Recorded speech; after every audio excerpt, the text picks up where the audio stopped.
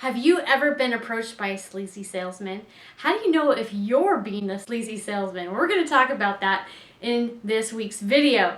So the other day, I was actually confronted by somebody who really wanted me to buy his stuff.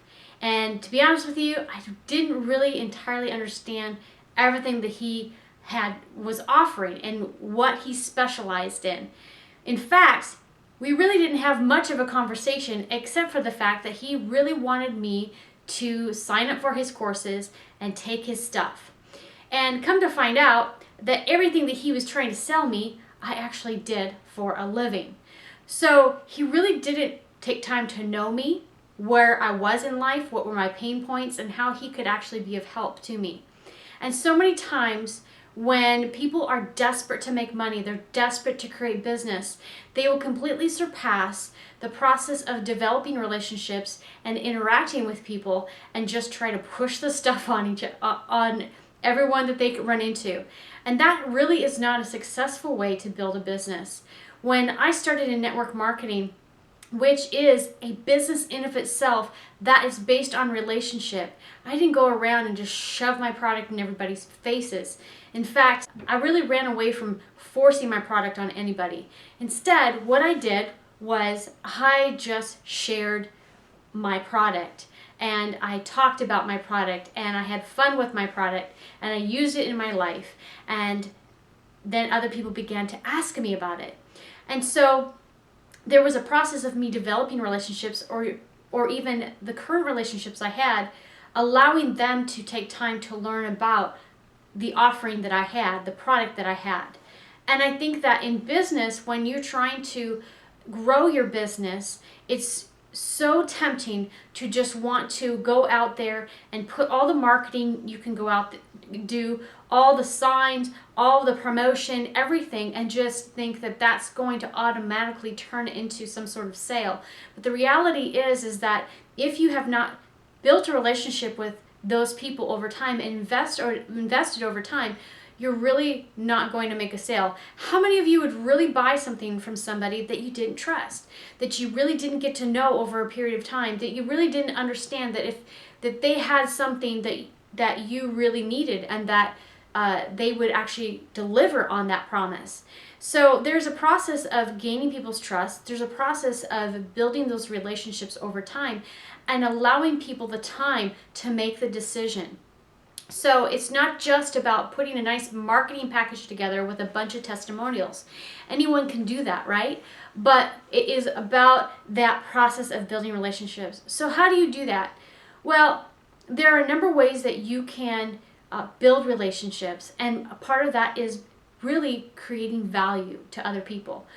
If you're meeting one of their needs, if you're promoting what they do, if you are providing a solution to one of the problems that they have, then you're able to build that rapport, build that trust, build a relationship where they actually know what you have to offer, and they can decide for themselves if what you have to offer is something that they want to have in their life. And it doesn't mean that if somebody doesn't want to buy a product from you, that your product is a bad product. Some people just don't need what you have to offer. You're not trying to meet everyone's needs out there. You're trying to meet a very specific demographic. So remember that as you go out and build relationships, that you're very purposeful about it, that you find people that you need to know and take the time to build those relationships, get introduced to those people, and find out where they're at so that you can be there and get introduced to them, that sort of thing, and then nurture those relationships. Don't just get introduced to somebody and then expect them to start buying stuff from you, or get introduced to somebody and expect them to give you something. I like to live by a principle that I give without expecting anything in return. I like to bless people and give other people opportunity because that's who I am, not because I'm trying to get anything from anyone. I remember when I started my first podcast in 2008, and I started to promote other people's organizations and what people were doing. And it was really interesting because there were so many people that had been burned, so many times by people that would just do nice things for them and expect something, that they were always expecting that I was going to want something. And I was really just wanting their message to get out there. My heart was that their message and that they, what they were doing would be promoted, that more people would know about it. And it was interesting to see because not everyone trusted that. Not everyone felt or knew that that was the type of person that I was. But I was able to build that credibility over a period of time to show people that my heart was to see them succeed. And so sometimes it takes a process of giving and giving and giving and really believing in other people or believing in their what they're doing and taking the time to listen. I highly recommend that if you are doing some sort of business such as network marketing or some sort of business where it's B2C, that you really learn to listen to people.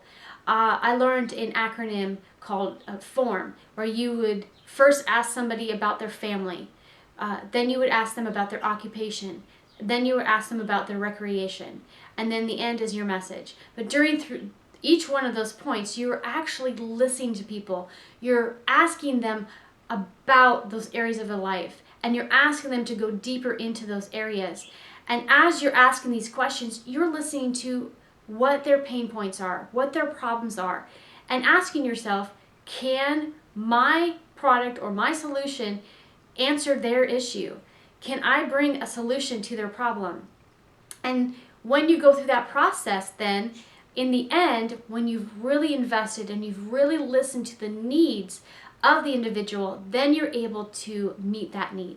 If this gentleman had come to me the other day and he actually did that and started to ask me questions about my life, asking me questions about my business, what was my next step and what was my time frame and what were the needs that I had before me, then he would know how to position if he had anything to offer that would meet my needs. But he actually skipped all of that and wasted a whole lot of time. So guys, I just want to encourage you that if you're out there and you're trying to build a business and you're trying to sell, remember, it's not something that you want to do overnight. It's not something that can be done overnight. It's something that where you have to be there for people. You have to invest in people. You have to learn to give and give and give and not expect a lot back. And sometimes you can give a whole lot. And I remember when I was at a Big Four and there was a client that we were giving and giving and giving and giving to over periods of years. We would give them free services and just try to build those relationships. And at one point we thought that they were going to be one of the largest clients that we had, and then the last minute, within a week, the executives decided they're not going to spend any money, and the whole thing was shut down. But that didn't end our relationship with them. That didn't mean that all of a sudden, because we didn't do all the work that we thought we were going to do, that we abandoned those relationships. You have to be in there, in it for the long haul. You have to be in it for, there's a difference between having a customer and having a client. A customer is somebody that goes on Amazon and buys something and leaves. A client is someone that you have a relationship with that continues to come back to you for more. So if you want to build a strong, dependable business, I highly recommend that you learn how to build clients by building relationships. I hope that this video helped you today, and I hope you have a wonderful week.